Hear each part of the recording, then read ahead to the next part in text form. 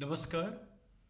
आज आपकी कविता श्रृंखला में मैं पुनः उपेंद्र नाथ रैना आपके समक्ष हाजिर हूँ। दोस्तों, आज मेरे प्रिय कवि हैं विकेश निझावन। विकेश निझावन हिंदी साहित्य जगत में एक प्रतिष्ठित हस्ताक्षर हैं। आप प्रतिष्ठित कहानीकार, उपन्यासकार और साथ में एक अच्छे कवि भी हैं।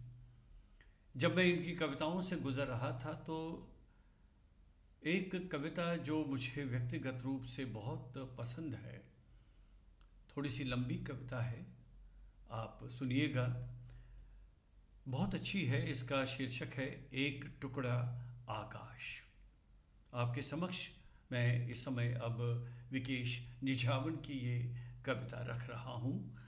तुम केवल मिट्टी के लोथ हो, खुद को चाक पर रखते हो, खुद को चाक पर रखते हो और रोज बदल जाते हो। क्या तुमने कभी आकाश को देखा है? वह भी तुम्हारी तरह चलता है और तुम्हें देखकर रोज रंग बदलता है। तुम खामोश क्यों हो? कुछ तो कहो, माना कि शब्द बारूद होते हैं। तुम भी आज हवाओं पर नहीं, आंधियों पर अपना नाम लिख दो। आने वाली पीढ़ी के नाम कोई तो पैगाम लिख दो।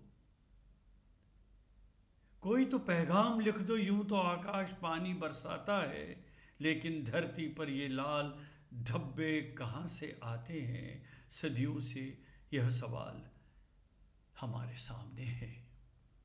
आकाश इन पीढ़ियों का आईना तो है ही। आकाश इन पीढ़ियों का आईना ही तो है, लेकिन मत भूलना, आईना भी कभी कभी षड्यंत्र रचता है। पिता ने कहा था तुम आकाश को मुट्ठी में बंद कर सकते हो। मैंने वैसा ही किया, लेकिन आकाश तो पारा निकला।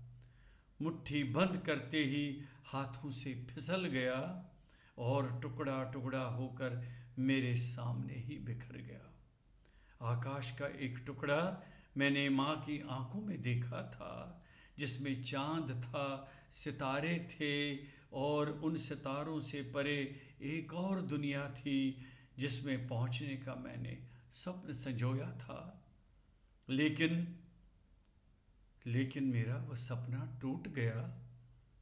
वह आकाश मुझसे रूठ गया, क्योंकि माँ समय से पहले ही सो गई और आकाश तक पहुंचने की वह चाबी मुझसे खो गई।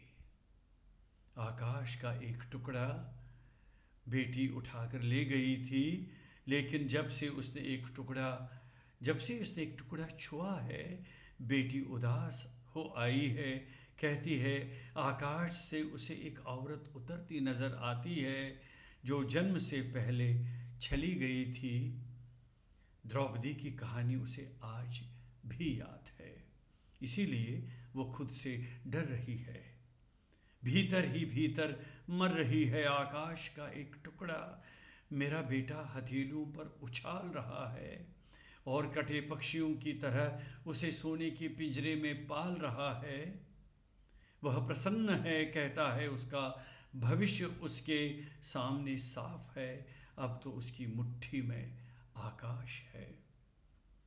आकाश के कुछ टुकड़े मेरे दोस्त चुरा कर ले गए और उन्होंने भी टुकड़े एक साहूकार के पास गिरवी रख दिए हैं। लेकिन दोस्त मत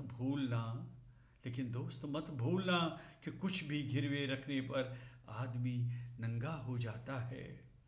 कुछ अजनबी लोग आकाश को अपनी पहचान बता रहे हैं, खुद को अपने ही जाल में फंसा रहे हैं। वह राजपथ पर सीना फुलाए चल रहे हैं, आश्वासनों के दिए जलाकर सिफारिशों के झंडा गाड़ रहे हैं। वह गरुड़ और हंस को नहीं पहचानते। वे कौवों से तलवे चटवा रहे हैं। वे कीचड़ में से मोती चुनते हैं, अंधेरों में से रोशनी रोशनी बुनते हैं। वे मरे हुए जानवरों को मारते हैं, बदबू उनके नथनों में भर चुकी है। इसीलिए तो वे आकाश की सुगंधि को भूल चुके हैं। आज से आकाश बिखरा है। जब से आकाश बिखरा है, सभी अपने अपने कमरों में सिमट आए हैं। यूं तो कमरे खुले हैं और रोशनियों के रेले भी हैं, लेकिन अंधेरों की सड़ांध अभी बाकी है। सभी दरवाजे और खिड़कियां बंद कर दिए गए हैं। बहती नदियों पर ताले जड़ दिए गए हैं। एक नज़र ऊपर उठाकर तो देखो, एक नज़र ऊपर उठाकर तो देखो, अभी भी ऊपर से एक आवाज़ आती है। इस आकाश के नीचे तुमने जो पेड़ लगाया था अभी सूखा नहीं, उसका बोर भी अभी झरा नहीं। तुम्हारे आंगन में कुएं का पानी अभी भी ठंडा और मीठा है, अभी भी ठंडा और मीठा है। आकाश अगर बिखर गया है, आकाश अगर बिखर गया है तो तुम घबराओ नहीं, खुद से शर्माओ नहीं। नंगापन कपड़ों से नहीं, शर्म उतार देने पर होता है। तुम आकाश के एक एक टुकड़े को चुन सकते हो, तुम आकाश के एक एक टुकड़े को चुन सकते हो। उन्हें हाथों से नहीं, आंखों से बुन सकते हो।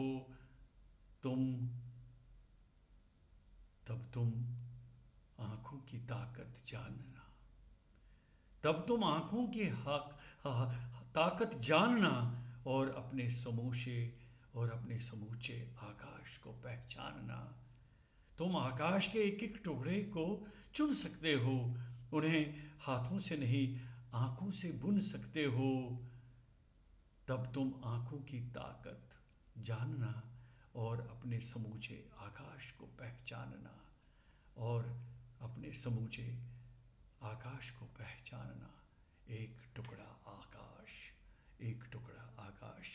ये कविता थी मेरे परम मित्र प्रतिष्ठित कवि विकेश निछावन की, जो मैंने आज इस कार्यक्रम में, यानी आज आपकी कविता कार्यक्रम में प्रस्तुत की। इसके साथ ही मुझे अब आज का ये कार्यक्रम यहीं पर संपन्न करने की अनुमति दीजिए।